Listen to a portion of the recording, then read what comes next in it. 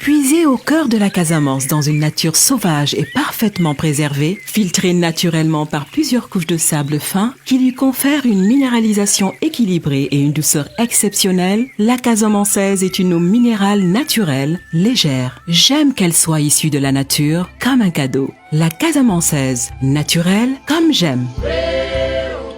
La casamançaise existe en 10 litres, 1,5 litre, 60 centilitres. Rejoignez-nous sur nos réseaux sociaux @casamançaise.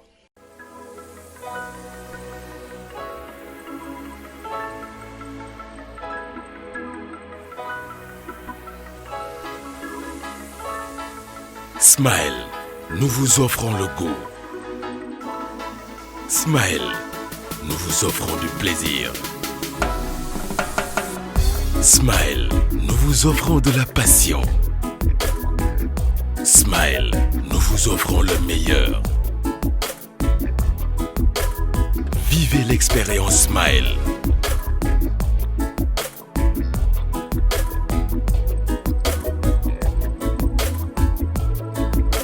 Faites-vous livrer au 574 53 53. Souriez, c'est Smile, votre distributeur de bonheur. Avec l'application Orange Money, profitez de tous les services du calpé Orange Money en toute simplicité et sécurité. Téléchargez-la gratuitement sur App Store et Google Play. Orange.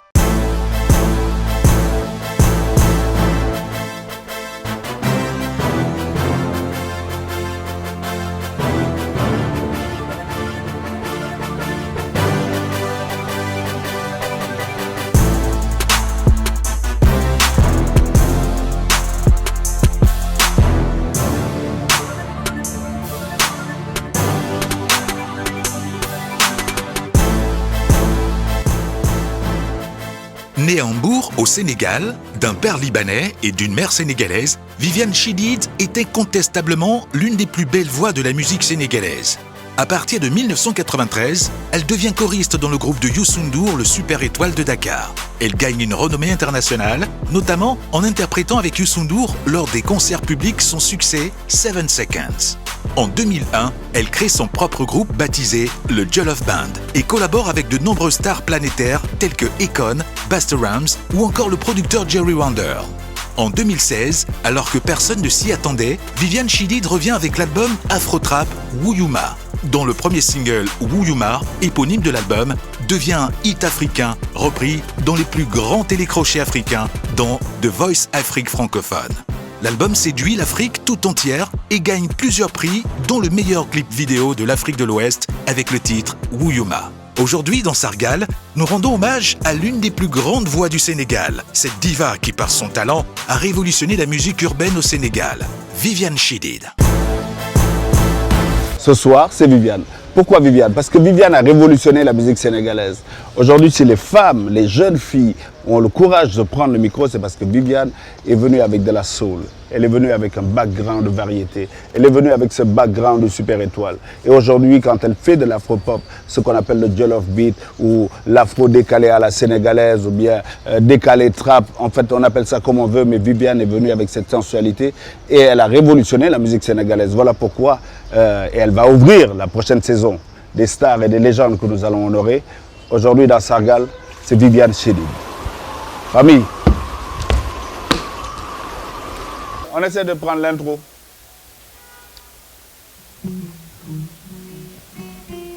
Quoi? Guitare et string. Guitare, piano, string. Il est 15h. Il fait 35 degrés dehors. Le groupe Made in Africa gère son énergie. Guitare, piano, string pour l'intro. Au début, je dois entendre les marimbas. Mais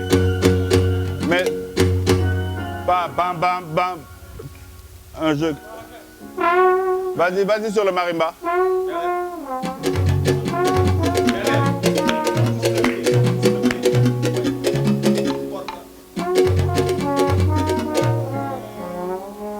Attendez.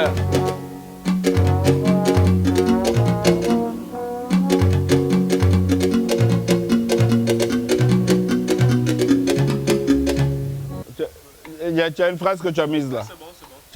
Tu as mis... On fait marimba guitare. Le mbalax est une musique entraînante, mais il faut la comprendre.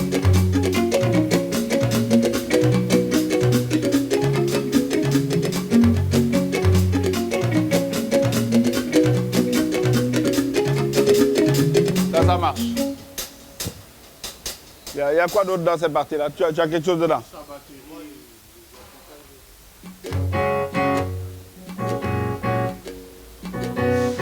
Ok, fais la partie là. Juste pour vous deux. Attends, juste les deux. Vous, allez-y.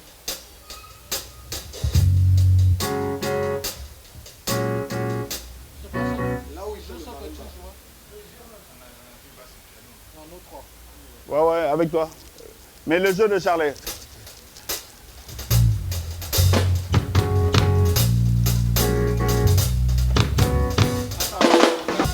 Ok.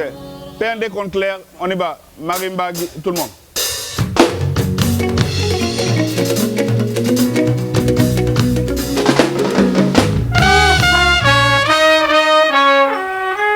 Dans ce morceau, il n'y avait pas de cuivre. Il va falloir trouver des phrases avec Choupi et Milda.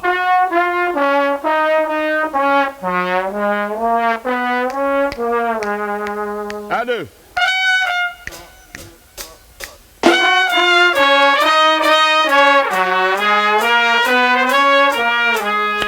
Synchro.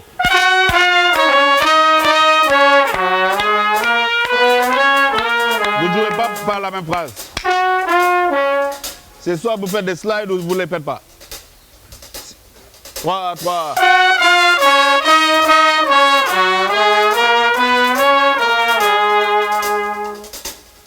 On y va avec eux? On y va avec eux?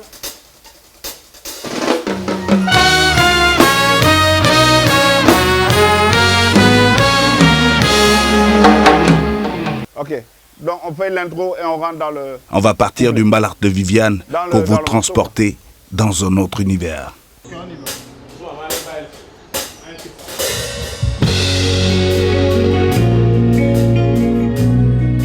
La patronne, c'est Korkadia.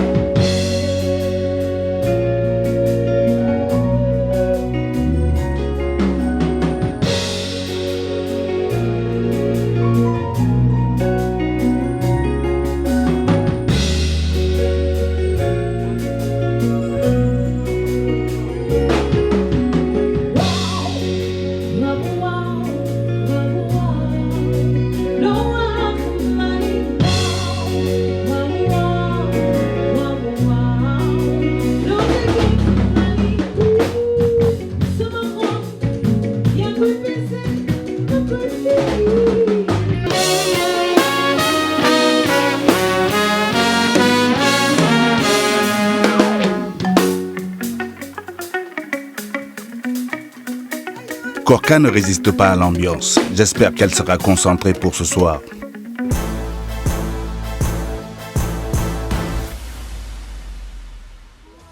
C'est Milda qui m'a emporté.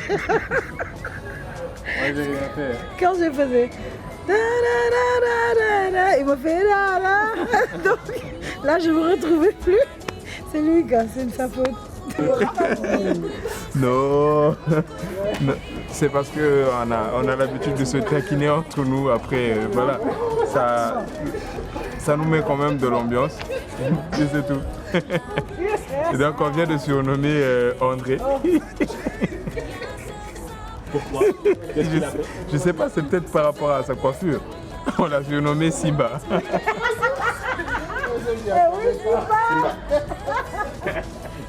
Ah, je vais juste dire une chose, la prochaine personne qui m'appelle Simba, ben, je joue la batterie. Waaw doon nañ répétition bi de. Viviane bu ñëwee lay wax. Ah waaw. Waaw. Non man déet laa koy wax. Déet. Waaw. Déet laa koy wax. waaw comme ni ñu koy waxee rek waaw. lépp lu ñu def rek waaw. def rek noonu waaw rek. André loolu la ñuy tuddee la Mbaye. Pourquoi on t'appelle André Mbaye? waaw Mbaye parce que man dama bëgg mbalax quoi xam naa man mbalax moom dama ko bëgg. dimbali ma yow. wax ko mbalax moo dee sa xol waxal. non loolu dafa diis quoi. du Papa Ndiaye. Papa Ndiaye kan la. yow nag li nga dégg man dégguma la bu baax. Moi, je dis, Papa Ndiaye, c'est le plus riche. Ça est délicat. Aujourd'hui, vous n'avez pas eu trop de difficultés. Non, on n'a pas eu trop de difficultés parce que voilà, c'est un truc qu'on essaye de jouer de temps en temps. Du coup, ici, c'était genre une remise à niveau et puis voilà. Quoi. Non, ça va. Non, c'est comme ça que je parle. Oh. Pourquoi tu fais ton visage comme ça là devant le caméra? Parce qu'on me pose une question sérieuse. Il a changé tout de suite, ça va quoi? Quand tu fais des choses comme ça. On me pose une question sérieuse. Regarde le geste. Allez ta main. Oui. Autre question. Je suis tout à vous. Banalement.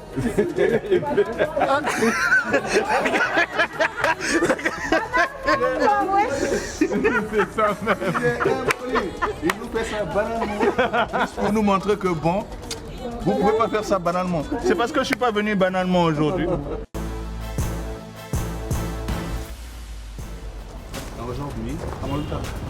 Aujourd'hui, sama star dañuy sabar.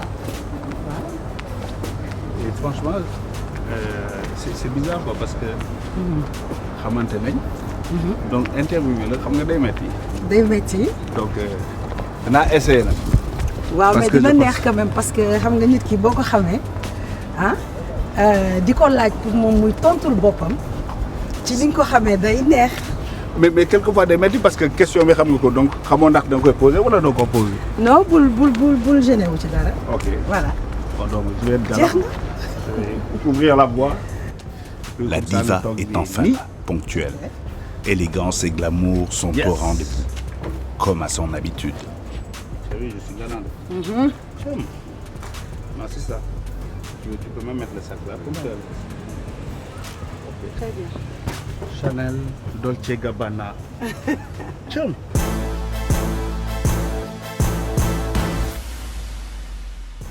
Non, oui, ma.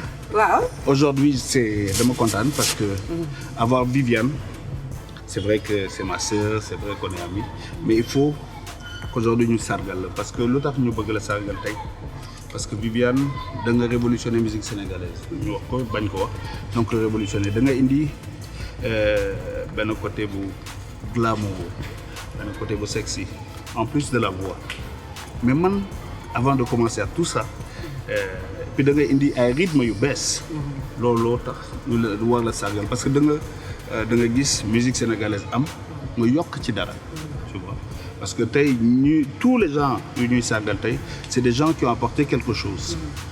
Comment tu as commencé la musique? Fan la commencé tout ça? Merci beaucoup DJ. Avant dara nag dama lay remercier d'abord parce que li ñu naan nit ki doo bàyyi ba mu génn àddina nga door ko sargal mais da nga koy sargal ci bi muy liggéey bi muy daan dooleem te bi muy prouver nit yi ne leen bëgg na li muy def donc yow li ngay def nii ñun dañ la ci gërëm parce que ndaanaan nga d'abord loolu kenn weranteew ko donc ndaanaan boo xamante ni dafa ñàkk ki ñaan di sargal ay moromu ndaanaanam donc loolu dañ la ci féliciter et puis kontaanaat ci yow rek di la ñaanal nag donc musique bi DJ am ni mu ñëwee mun naa ne depuis xale defe naa ne dama ko judduwaale. ndax mais tu n'es pas de famille de chanteurs non. non sunu famille nag man rek maa ciy woy. ok moo ci bizarre. man daal li ma fàttaliku daan nañ ma wax ne bi nga nekkee xale sa papa daan na teg ci table bi ngay woy et tout donc bëggoon naa reprendre ay morceaux dafa yàgg nekk ci man. morceau bu ma déglu rek dama koy bëgg a woyaat. ba mu jógee sama papa naan kaay leen déglu donc après dem ci variété commencé ci variété bi ma jógee ci loolu après dem nag ci Youssou Ndour. variété bi fan la woon fii wala Mbour. Mbour Saly. ok entre Saly ay club donc Mbour la woon daal foofu lañ doon defee variété foofu laa nekkoon ci groupe Ali Jaber. ok voilà mais Ali Jaber mu ngi foofu di gérer groupe yu bëri ba tey. ba tey mi ngi ci moom vraiment groupe bu bien la am. et puis ndaanaan yu bëri ci lañ jaar. man fekk naa fa Souleymane Faye. fekk naa fa ñu bëri ay ndaanaan yu bëri jaar nañ fa.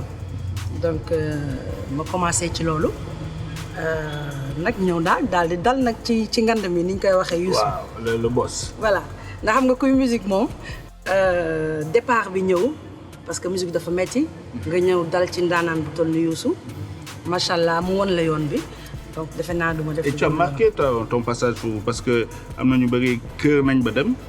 mais yow da nga ñëw indi sa personnalité. indi sa originalité ba tax na ñu gis ci yow talent boo xam ne war nga mën a def sa carrière solo. waaw parce que bi may ñëw ci Youssou maa ngi doon def variété maa ngi woon commencé woon naa nekk ci kanam di way et tout mais moom li ko gën a marqué peut-être ci sama carrière moom mooy bi ma ñëwee awu naa ko album mu Womat mais en même temps dafa amoon benn morceau boo xam ne muy 7 Seconds man la ci gisoon pour ma woy ko donc ñu ànd ci àddina bi yëpp def promo 7 Seconds plateau bu nekk taxaw nañ fa et puis man maa doon way 7 Seconds donc des fois dañuy dem sax voilà des fois dañuy dem sax ci benn place xam nga ñu naan waaw mais kii kan la xam nga donc taratata yu njëkk yi fu ne jaar nañ fa donc mu nekk loo xamante ni bokk na ci sama carrière defar na ko bu baax a baax a baax. Et quand tu commences ta carrière solo dès le premier titre ñëpp a jaaxle parce que da ngay indi côté sexy parce que sañse yi tu es devenu même un modèle pour toutes les jeunes filles sénégalaises ba tey. Et pourtant on parlait de quoi? C'était première cassette bi doy 95 16. Non 2000. Ah ouais. 2000 ouais. Donc ça fait 20 ans. ba léegi tu es le modèle de génération de filles. sant yàlla d'abord parce que mënoon naa ñëw di way du ma neex kenn mais Sénégal li ma nekk ni ñoo ma ko def te dama ciy sant yàlla parce que depuis 2000 bi ma génnee jiin leen waaw gars yi yaakaaroon nañ ne sax dégguma olof. tellement que baa ngi woon ci ginnaaw Youssou di way 7 Seconds ñu naan kii kan la est-ce que dégg na olof. voilà mais bi mu ñëwee def si mbalax bu saf et puis album bi nekk album boo xamante ni benn mbalax rek moo ci amoon. li ci des yëpp benn yeneen style musique la donc gars yi bëgg ko torop ba tey jii lu ma génnee rek macha allah mu neex leen et puis ñu bëgg ma nag. parce que tey mu amee courage di continuer sama carrière ba tey sénégalais yi la te man aw ma lu dul Sénégal moom laay tiitaroo. yow xam nga ci dara ndax am na fu ñu jaar sax ci album yi Viviane et Frères. c'est vrai. Et puis. loolu bëggoon naa ci yegg parce que j'ai vu que très tôt da nga ñëw aussi ànd ak rappeurs yi Viviane et Frères tu fais un album lëmb avec les rappeurs pourquoi choix boobu. waaw parce que musique dafa yaatu te man musique bi may def yemul ci mbalax rek musique dafa yaatu te man dama bëgg di partager. moo tax rap dafa bokk ci musique bi nga xamante ni dafa lëmbe àddina Sénégal laa am ma xool sama frère yi nga xam ne ñoo koy def di leen big up encore parce que liggéey bi rafet na torop ma dem waxtaan ceeg ñi may liggéeyal ñu jox may idée ne ma demal ci kii demal ci kii ba ci yow DJ dugal ma ci benzi yow yaay bañ. nag man baali yaay bañ. jar pâtisserie yaay bañ. yóbbu ma sa pio. yaay bañ. donc album bi ñëw neexaat ñëpp macha allah. et puis ci la bokk. C'était le moment où ci la bokk. C'était fou, c'était devenu fou. Rap moom do. Et puis mais non seulement pourquoi aussi ñu lay sargal parce que donc ko tooj beneen niveau suñu waxee Movado Busta Rhymes la même équipe que Wyclef Jean tu travailles avec eux États-Unis avec les plus grands noms de la musique américaine font des featuring avec toi donc ça veut dire que yéegal nga musique sénégalaise beneen niveau expliquez-moi sa expérience États-Unis waaw xam nga fii àddina moom ku ñeme rek dañ la buux te ku fi ñeme rek dañ la déye donc tey man ragaluma wax ne man lu ma bëgg rek dama si dem direct yàlla nag daf ma booleeg ay nit yoo xamante ni jàppale nañ ma bu baax ci sama carrière ku ci mel ni Mbacke Dioum tey bu ma duggee ci milieu boobu ba xamante ak ñoom Wyclef xamante ñoom Jerry mën a def voilà Jerry Wonder mën a def featuring yu mag yooyu yàlla ak moom a tax et puis moom muy indi ci Youssou tamit donc bokk na ci sama ñi ma jàppale ci sama carrière bu baax a baax a baax. Mbacké Dioum moom daanal la moom dañ koy. moom dañ ko war a sargal parce que ñun rappeurs yi mooy suñu patron. gis nga. en plus boo fi njëkk a rap léegi na. nee naa loolu moo tax ma ne moom mooy suñu patron. mais une autre raison pourquoi ñu lay sargal depuis 2 albums da ngay indi style bu bees boo xam ne Sénégal aujourd'hui loolu mooy style bu bees bi. c'est-à-dire indi nga mélanger nga mbalax ak afro pop ak soul et ça donne un rythme spécial et tu as travaillé avec un jeune qui s'appelle Akache. Explique-moi nouveau style bu nga créé boobu lan la. waaw boobu man sax dama la war a delloowaat question bi ndax yaakaar naa ne yow da nga nekk nit boo xamante ni da nga ñàkk ki ñaan ci musique yor nga sa studio yaa ngi gis façon nit yëpp macha allah yaa ngi dugg Afrique àddina bi di dajeek ñëpp mais bi ma bëggee génnee album boobu bi nga xamee ne mooy Wuyuma Akache maa ngi xamanteek moom bi ma ko njëkkee gis Villa Cristal la mu doon joué ak waa Daara ji mu ñëw déglul ma benn morceau waaw je pense moom la remixé woon def ko genre reggae xaw ma raga genre yooyu ne ma maman écoute ça ma déglu ko ma ne ko c'est très bien félicitations mais yàlla di def sama frère Baxaaw woo ma ne ma dafa am ay Guinéens yu bëgg a def ak yow morceau muy waa Banlieusard ci la ñu ñëw d'ailleurs sa studio def morceau bi yow nga joxe ci sa xalaat bi ñu paree morceau boobu dem Guinée pour eggali fekk fa Akache nag mu toog Akache nag proposé ma ne ma il faut ñu def nag benn morceau rek maman s'il te plaît ma ne ko ok ni mu ko waxee noonu la amee nañ def tube de l'été ma ne ko ayca Baxaaw boobu yooyu xaw nga rek affaire bi ma ko non mais Payla nañ ñibbi Payla kii mën Payla ne ma non nañ essayé waaye bàyyi li ngay def. tombé woon pour il faut expliquer Baxaaw mooy Payla. mooy Payla voilà man Payla laa koy woowee ñun ñaar ñëpp donc moom tamit mu liggéey ci liggéey bu rafet parce que moo ma booleeg ñoom ba lii ñëw moo tax ma ne la musique boo yaatuwul boo si boolewul ñëpp doo mën a dem fu sori donc bi ma Akache proposé loolu ñu def ko yàlla xam na ne morceau bi nga xam ne moo ñu yóbbu woon sax Guinée bi ñuy ñibbisi ñun ak ñoom Abdou ñun ñëpp Wuyuma lañ doon déglu tellement que dafa neexoon et puis dafa nekk loo xam ne dafa changé xam nga leneen beneen style la bi ñu ñibbisee ñëw sa studio yow xam nga ni mu demee arrêté tuñu nag dañuy ñëw DJ nga ci joxe sa xalaat ñëpp sa équipe yëpp nga ubbi sa studio ubbi ñëpp vraiment di ci joxe sa xalaat ba album bi pare album bi mu pare nag gis nga bi mu génnee succès bi mu def. yow succès boobu je me suis rendu compte que succès boobu daf la dépassé. daf ma dépassé nag. sérieusement parce que maa ngi naan xam man dama ñeme lu metti mais bon dama ne rek musique il faut ngay jéem parce que Afrique ñun li ñu am dafa riche ba nga xamante ne ci musique te gis naa ne léegi américains yi ñu ngi koy utiliser ñu ngi jël li nga xam ne ñun suñuy fecc suñuy xalam suñu lépp ñu ngi koy jël waaye nag ñun ñu jël li nga xam ne ñun ñoo ko moom dugal ci yeneen style musique ba nga xamante ni nit yi dinañ ko mën a fecc àddina bi dinañ ci gis seen bopp voilà. mais Viviane ngay dem ba di def ay featuring avec un des plus grands chanteurs africains Fally Ipupa ça veut dire que yow ouverture bi at on a l'impression qu'aujourd'hui tu as envie de conquérir l'Afrique dëggantaan que c'est le moment pour conquérir l'Afrique. mais DJ yow xam nga ne man ci loolu rek lay dox ndax Afrique ci boppam man gis naa ne lu ci mel ni Mali Guinée Abidjan dëkk yi vraiment fu ñu dem fu ñu tëgg gars yi dañuy apprécier li may def parce que musique bi moo nekkul mbalax dëgg parce que bu doon vrai mbalax peut-être duñu mën a xam li ngay wax mais musique bi dina leen neex duñu xam temps bi mais style musique yi may def moom moo tax tey waa Mali bu ñu xewlee tey Bercy ooma bu ñu amee ay fay xam nga concert yu mag yi ñu woo ma festival yi ñu may woo loolu moom moo tax voilà. Afrique daal maa ngi ci biir. maa ngi ci biir léegi tey moom j'ai un groupe d'Africains. am na ay Congolais am na Gabonais am na Ivoiriens. Centrafricains évidemment des Sénégalais. Ils ont décidé de te sargal en faisant un morceau qui a marqué tout le Sénégal mun naa ne marqué na àdduna lépp fépp le morceau waaw ça parle de quoi.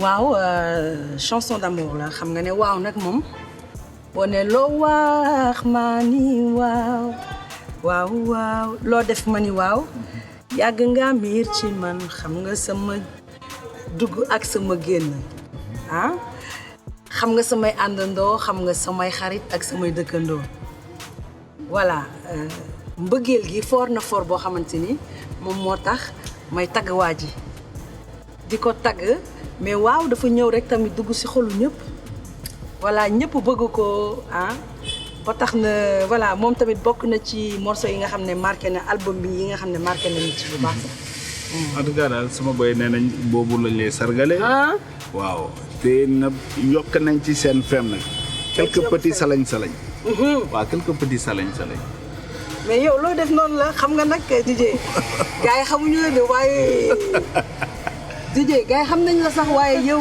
say nga ci musique nga baal ma. xoolal yàpp xaj bu seddee soof nañ dem fii ci scène bi. nañ dem mais balaa may dem aussi dinaa remercier sa jabar bu baax a baax pour wax gars yi ne leen aussi studio ba moom bi ñëwee namuñu dara vraiment damay ñëw sa yenn saa DJ dama xiif ñu yéegalal ma plat. comme que chez toi. voilà donc merci beaucoup madame di remercier Wat Jolof Band di remercier Sénégal di la remercier yow DJ ci invitation bi ak sargal bi.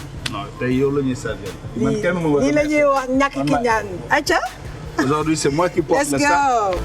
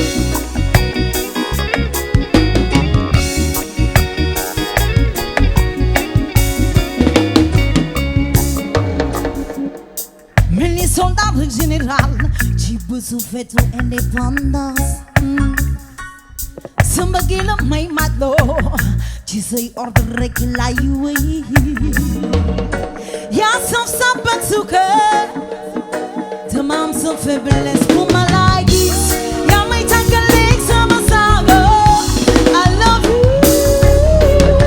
wow wow wow wow wow loo wax ma ni wow wow wow wow wow loo tegee fa ma ni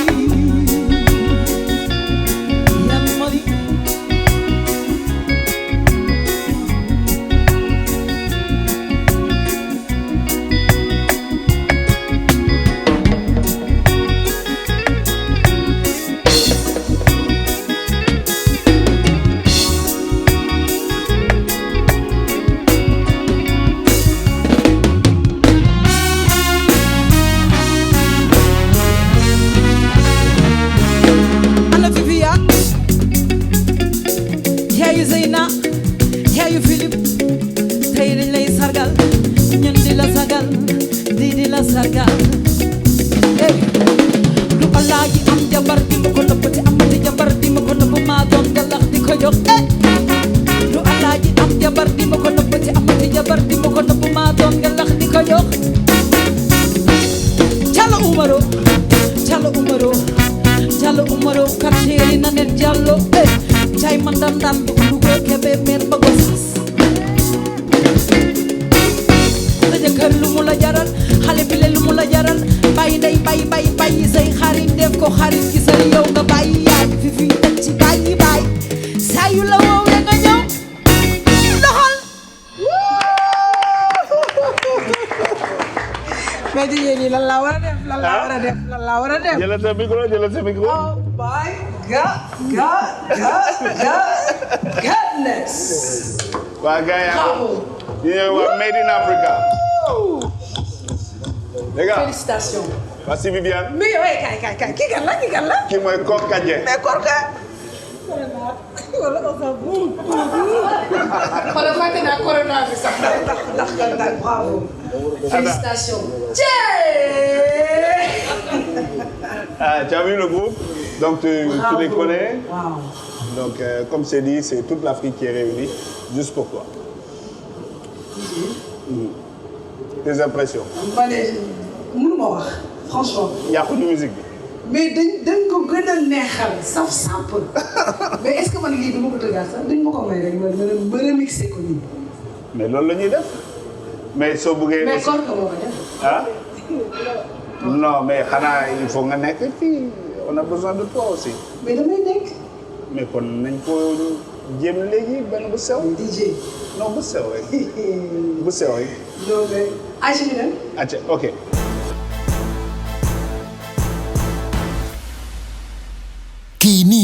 kii nag ak ki ci topp lan lañu bokkuñu ay bëgg-bëgg bokkuñu lu ñuy ut bokkuñu tamit ay soxla waaye ñoom ñépp am na lu ñu bokk dañu wóolu opérateur bi njëkk ci Sénégal njëkk ci réseau bi njëkk ci fibre bi njëkk ci jumtukaay yi yombal seeni dundin lu ci mel ni kalpe Orange Money 4G plus ak internet ay xarala yu leen di jegele ñoom ñépp Orange lañu taamu tey mat ngeen fukki million ak benn yéen ñii ñu wóolu kontaan nañ ci di wéy di dundal suñu diggé bu gën a mag di leen jegele vous rapprochez rejoignez-nous.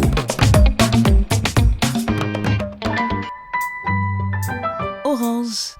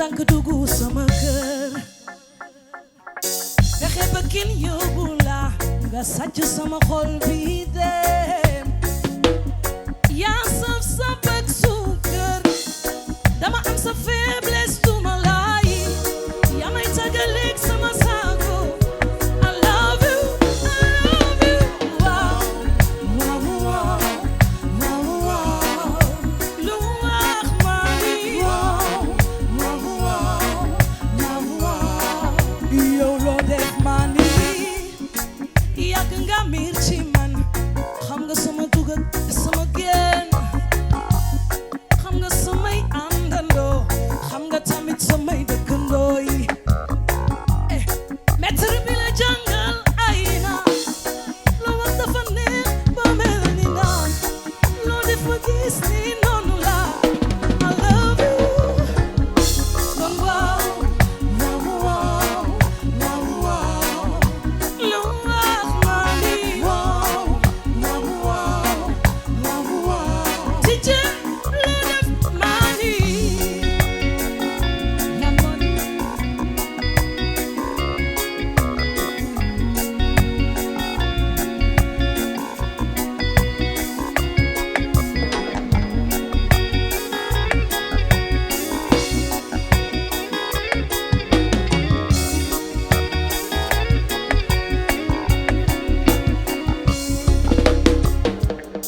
mel ni soldat d'un général tu veux souffler ton indépendance bi samba la gi may mat la ci sa ordre rek laay way yaa saf saf ak suukar dama am sa faiblesse tuma laay yaa may tàggaleeg sama sago I love you waaw waaw waaw waaw waaw lu def maa ni waaw waaw waaw waaw waaw yow dama naan waaw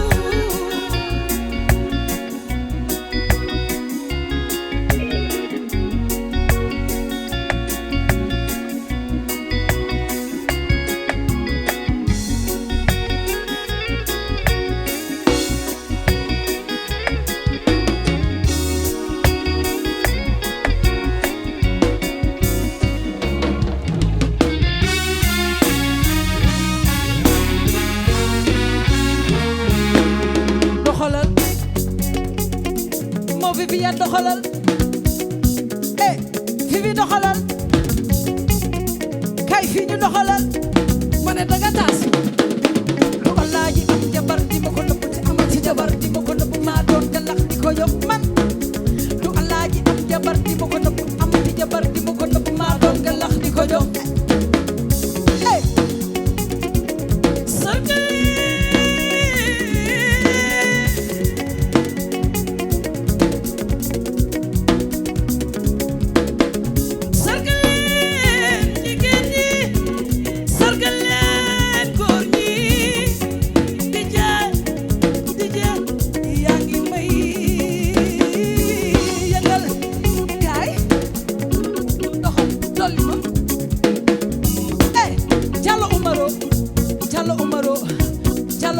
kooku Siri Nanet Diop la jaay ko Ndar daan Louga Kébé meer bëgg saas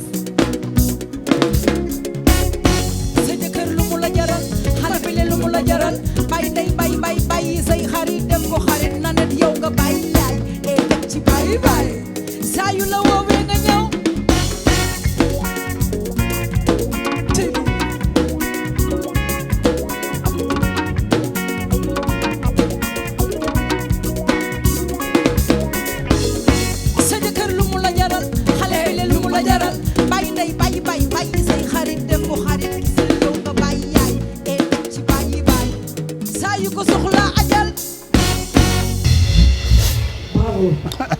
merci beaucoup morceau bi dafa nice ba xoolal ñëw ma ci way dara non bravo heureusement ko wayuloo heureusement ko wayuloo non mais DJ lii loo ko mënee lii da nga koy def nag non ñoom la ñoom la parce que franchement on tenait à te rendre hommage parce que tu as révolutionné la musique sénégalaise avant toi toutes les autres émissions c'était les anciens mais pour la prochaine saison ça va être des jeunes loolu moo tax on a décidé d'ouvrir la prochaine saison avec toi pour le travail que tu as fait en tant que femme en tant que mélodiste et en tant que suppandaanaan international. Merci beaucoup. Donc loolu moo tax ñu lay sargal. Merci.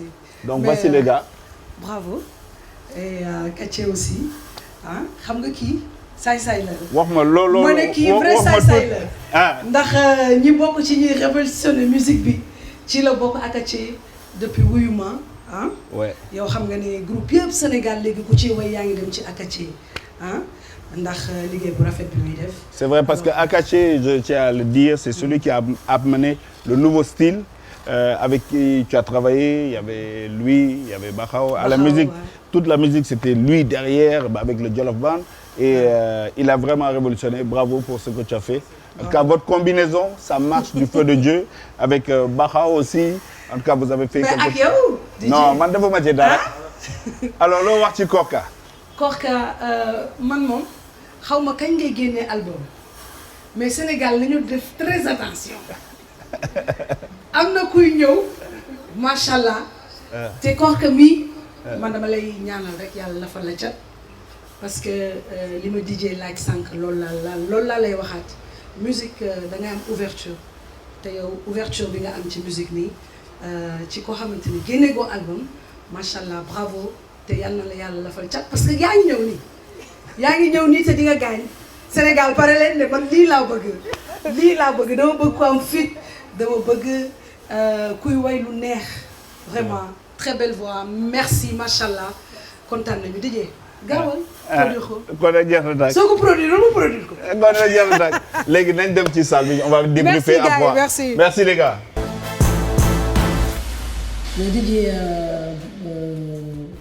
man dama bëgg lu neex et puis groupe bi dañu doy waar mais nag yow laay féliciter d'abord parce que liggéey bi yëpp yow la tey idée bi nga am ba tax gars yi reprendre morceau yi ci beneen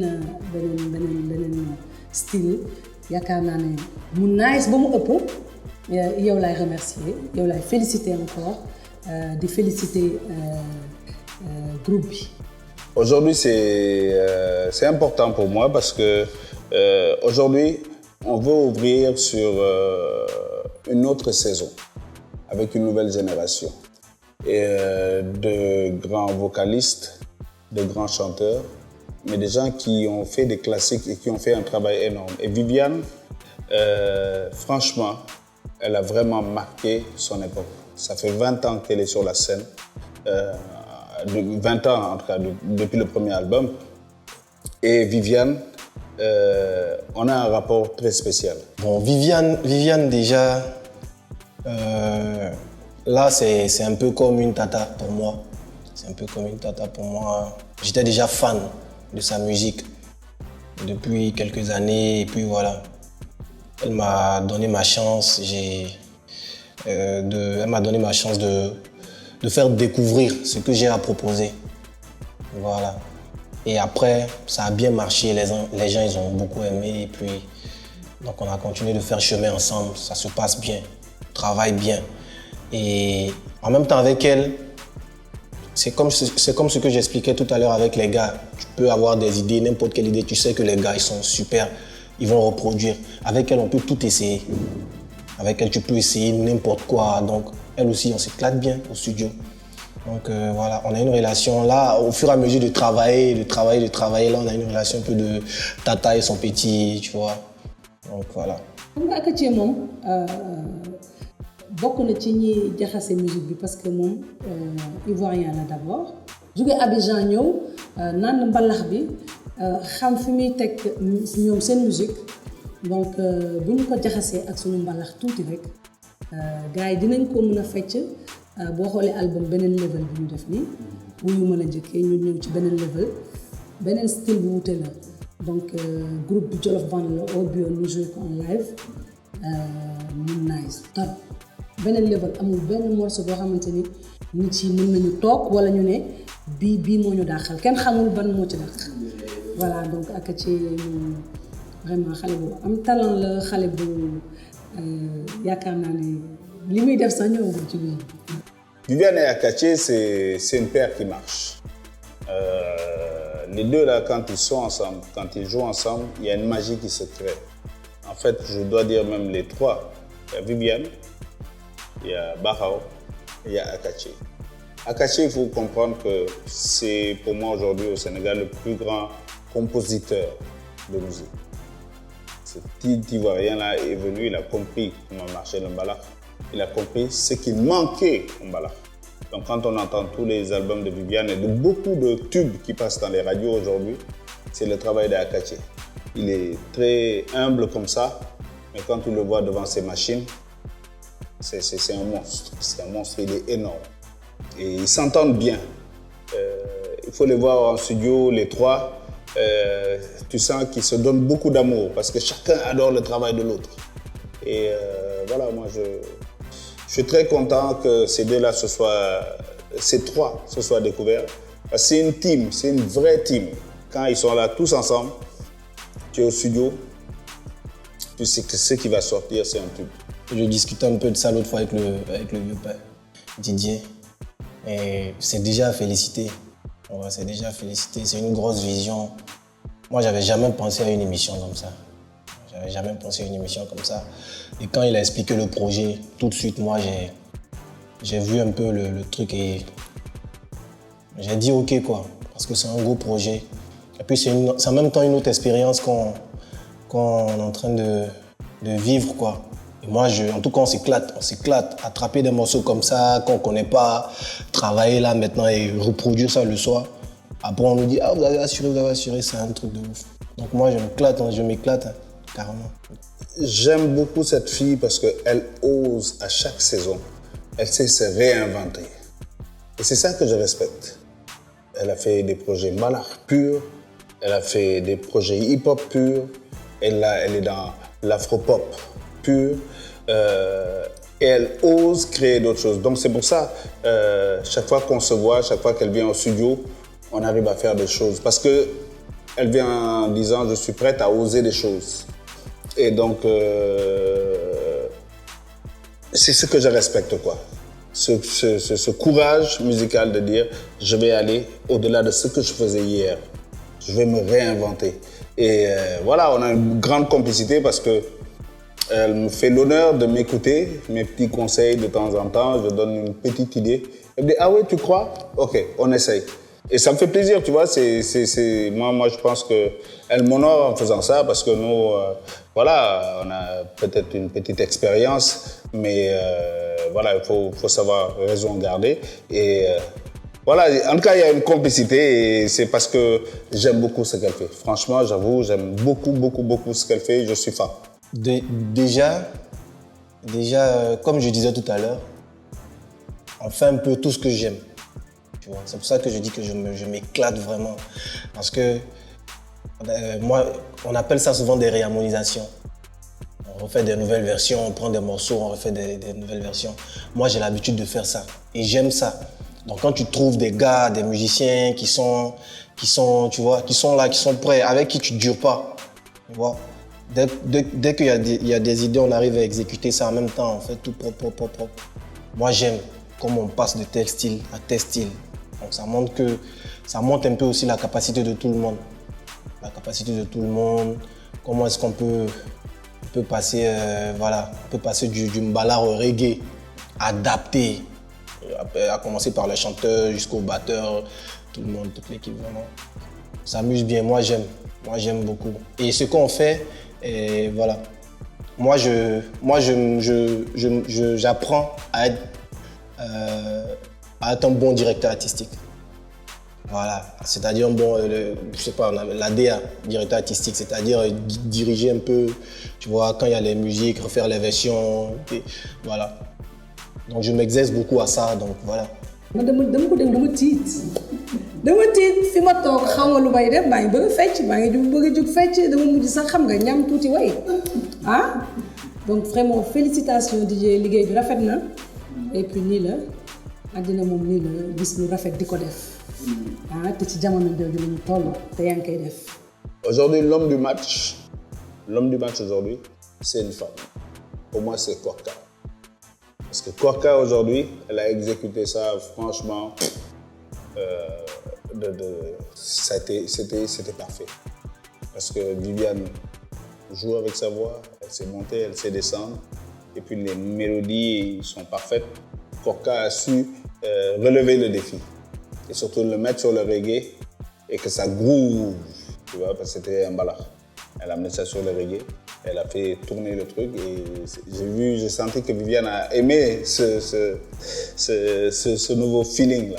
Et voilà, je pense que l'homme du match est une femme, c'est Korka. waaw mais Korka man dama ko déglu d'abord dama ne est-ce que kii sax sénégalaise la ah ndax est-ce que sénégalaise la mais bi ma déggee mu taasu laa ne ok kon kii vraie sénégalaise la macha allah voix bi mi ngi fi génneegul album n'est-ce pas mais macha allah expérience baa ngi fi am expérience parce que variété bi ñuy def jël morceau nit reprendre ko. ba pare mu neex nag parce que xam nga lu gën a bon DJ nga jël morceau jàmbur reprendre ko way ko mu naqari donc mais nga reprendre morceau bi mu neex ba gën a neex bële donc vraiment chapeau man li may wax rek mooy xale bu am talent ngi noonu boo xamante ni nag mi ngi ñëw te na ci nit ci bàyyi xel bu baax a baax a baax.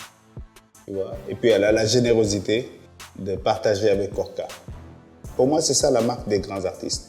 C'est le sens du partage, la générosité.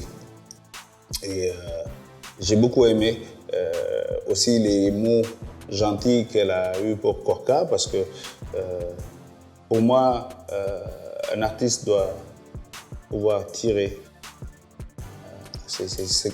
d'autres collègues. Même s'ils n'ont pas encore d'album, on peut leur donner ce coup de main et les élever. Ça ne te coûte rien et ça n'enlève rien à ton talent. Donc moi, franchement, je suis content qu'on ait pu honorer Viviane et à travers elle, c'est pour la saison prochaine, c'est toute cette nouvelle génération qu'on va aussi honorer. Parce qu'il y a plein de grands chanteurs qui ont fait des classiques. Ils peuvent être jeunes, mais ils ont déjà fait des chansons que tout le monde va chanter demain. Et c'est ceux-là qu'il faut honorer, ceux qui arrivent à écrire des chansons qui vont rester dans le temps. rawatina nag sama petit frère boobu Baxaw mi nga xam ne moom tamit ci équipe bi la bokk. voilà moom saa yu ñu defee musique rek jox ko mu ñëw waxtaan ci ak man laaj ma ñu ci xalaat ñu bind ko ñëw ci yow nga xelal ñu teg ko mu nice voilà donc équipe la daal. Chaque fois ce qu'on essaie de faire c'est de montrer que tous ces classiques quand la musique est bien faite elle peut être déclinée. On commence en balak, on commence même dans une balade.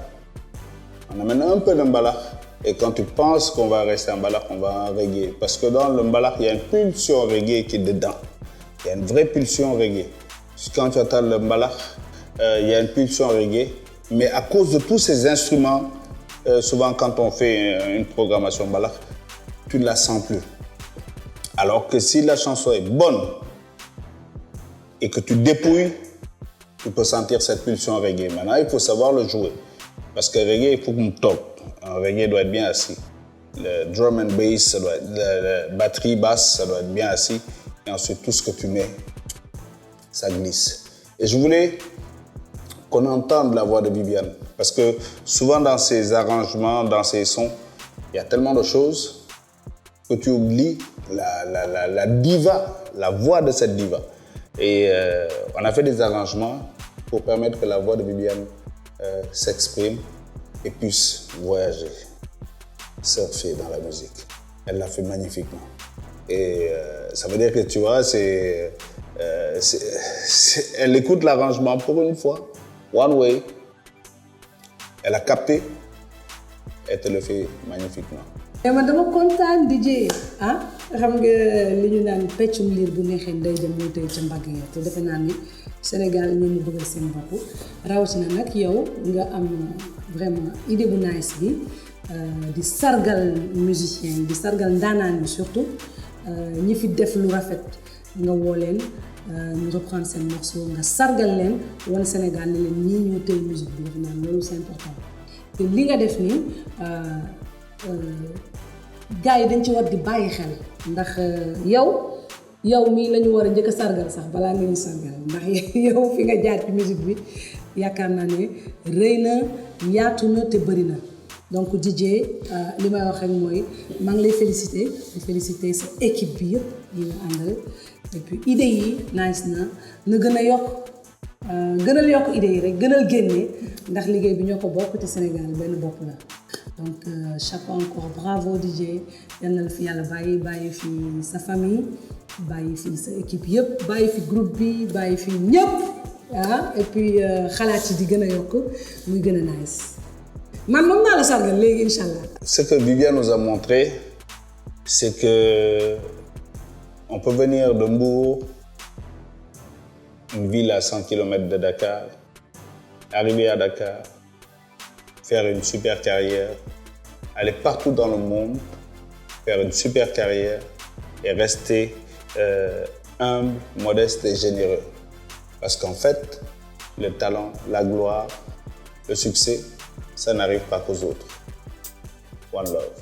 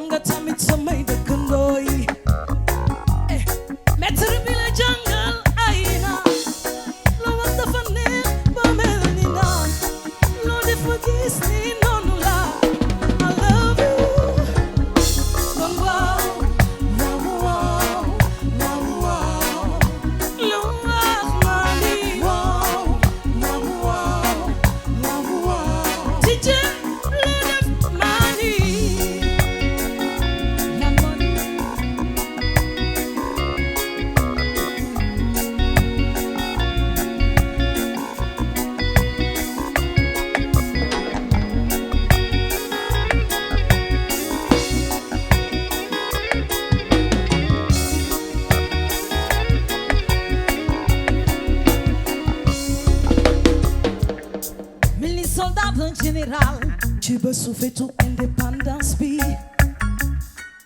samba la gi may magla ci sa ordre rek lay way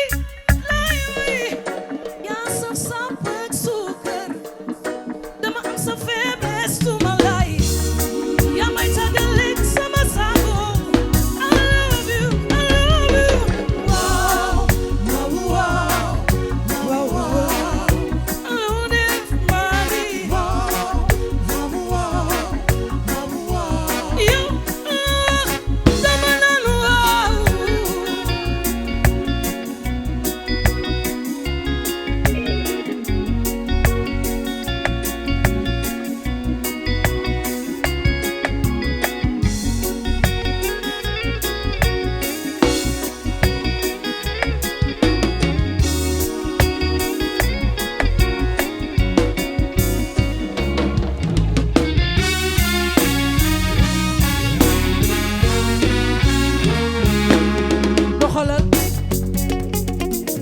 Viviane doxalal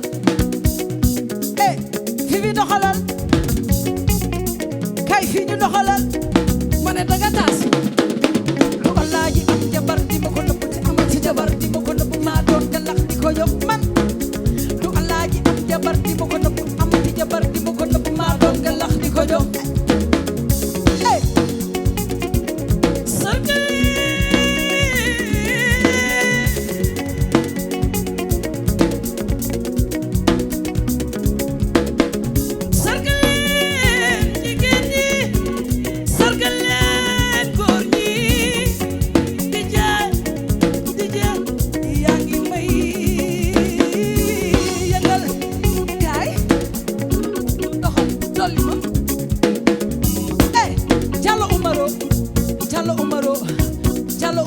kooku chéri Nanel Diop la jaay ko Ndar Ndam Louga Kébémer bëgg saas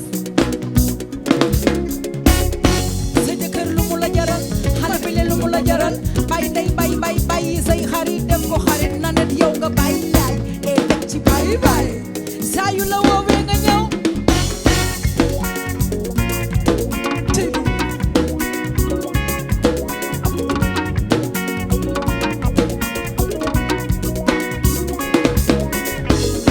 sa jëkkër lu mu la jaral xale bi le lu mu la jaral bay ndey bay say xarit def ko xarit gis yow nga bay yaay e teg ci bay saa yu ko soxla ajal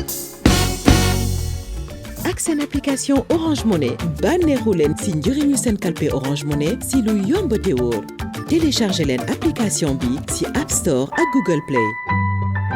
Orange.